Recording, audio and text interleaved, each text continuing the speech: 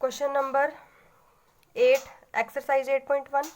If 3 cot A is equal to 4, check whether 1 minus tan square A upon 1 plus tan square A is equal to cos square A minus sin square A. तो बच्चों मैंने आपको इस तरह का पहले भी एक क्वेश्चन करवाया है मैंने आपको।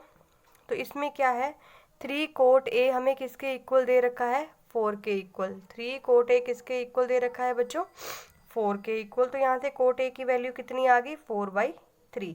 तो कोट हमारा किसके इक्वल होता है, B/P। तो यहाँ से हमें पता चल गया कि बेस हमारा 4K है, जैसे कि हमने लास्ट क्वेश्चन में किया था, और परपेंडिकुलर हमारा कितना है, 3K। तो यहाँ से हमें बेस भी पता चल गया, परपेंडिकुलर भी पता चल गया। अब हम हाइपोटेन्यूज निकाल सकते हैं। तो कहाँ कैसे निकालेंगे बच्चों हाइपोटेन्यूज, हम इसके ऊपर क्या लगाएंगे, पाइथागोरस थ्योरम। तो पाइथागोरस थ्योरम मैंने अप्लाई करी है। पाइथागोरस थ्योरम को अप्लाई करने के बाद आप देख रहे हैं यहाँ मैंने हाइपोटेन्यूज निकाल लिया। मेरे पास कितना आया बच्चों, 5K। हाइपोटेन्यूज मेरे पास 5K आया है।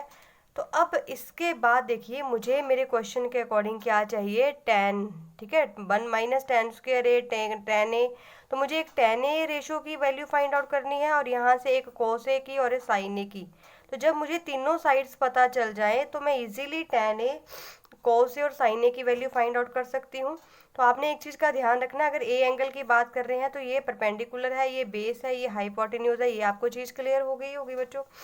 तो tan ए आपके पास किसके इक्वल है, tan ए की वैल्यू, tan किसके इक्वल होता है बच्चों, P/B। tan किसके इक्वल होता है, P/B। तो P आपका 3K है एंड B आपका 4K आया। K से K कट गया, तो tan ए की वैल्यू कितनी आ गई स्टूडेंट, 3/4। तो हमें ये दिया था 1 माइनस tan स्क्वायर ए, 1 प्लस tan स्क्वायर ए, ये हमारी लेफ्ट हैंड साइड थी।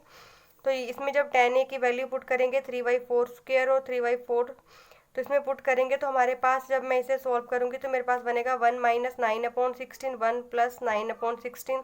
तो यहाँ से 16 हमारा एलसीएम आ जाएगा, एंड 16 1 ज़ा 16 माइनस 9 7/16, 16 1 ज़ा 16 प्लस 9 25/16।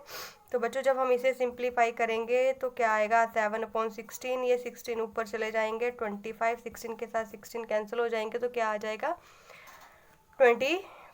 तो अब मेरी राइट हैंड साइड क्या थी, cos स्क्वायर ए sin स्क्वायर ए। तो cos ए की वैल्यू, cos ए मेरे पास किसके इक्वल होता है, B/H स्क्वायर, और साइन हमारे पास होता है P/H का स्क्वायर। तो B/H मेरे पास किसके इक्वल आया, B मेरे पास 4K है और H मेरे पास 5K है। तो B/H देखिए 4K/5K का स्क्वायर माइनस P/H जो है वो 3K/5K का स्क्वायर आया।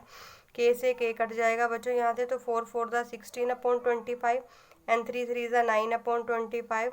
तो जब हम इसे सॉल्व करेंगे तो हमारा आंसर कितना आ जाएगा, 7/25।